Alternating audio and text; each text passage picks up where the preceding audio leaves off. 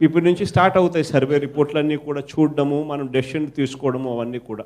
పర్ఫార్మెన్స్లో ఎమ్మెల్యేలకు పర్ఫార్మెన్స్ ప్రజల్లో బాగుంది అని అంటే అదే ఎమ్మెల్యేను ఖచ్చితంగా కొనసాగిస్తాం.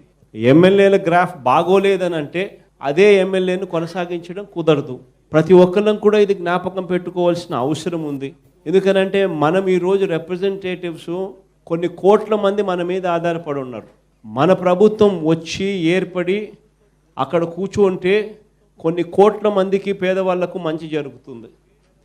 కొంతమంది ఎమ్మెల్యేల కాన్స్టిట్యున్సీలో కొంతమంది ఎమ్మెల్యేలు సరిగ్గా పర్ఫార్మెన్స్ లేని కారణంగా అదే ఎమ్మెల్యేలను మళ్ళీ అక్కడే కొనసాగించే కార్యక్రమం చేయడం వల్ల ఆ ఎమ్మెల్యేకి నష్టం జరుగుతుంది, పార్టీకి నష్టం జరుగుతుంది, కొన్ని కోట్ల మంది జనాదులకు నష్టం జరుగుతుంది, ప్రజలకు కూడా. కాబట్టి అటువంటి పరిస్థితి ఎట్టి పరిస్థితుల్లోనూ చెయ్యలేము. కాబట్టి దయచేసి మరొకసారి ప్రతి ఒక్కరికి కూడా చెప్తా ఉన్నా, మేము సర్వే చేసినప్పుడు మనం సర్వే చేసినప్పుడు మీ గ్రాఫులన్నీ కూడా బలంగా బాగా ఉండాలి అని అంటే మీకు గడప గడప అనే ప్రోగ్రాం మీకు ఎంతో ఉపయోగపడుతుంది. గడప గడప అనే ప్రోగ్రాంలో మీరు ఎంత విజిబుల్గా కనిపిస్తే న్యాచురలీ ప్రజల దగ్గర నుంచి వచ్చే మాటలు కూడా, ప్రజల దగ్గర నుంచి వచ్చే ఒపీనియన్ కూడా మీకు అంతే అనుకూలంగా ఉంటుంది.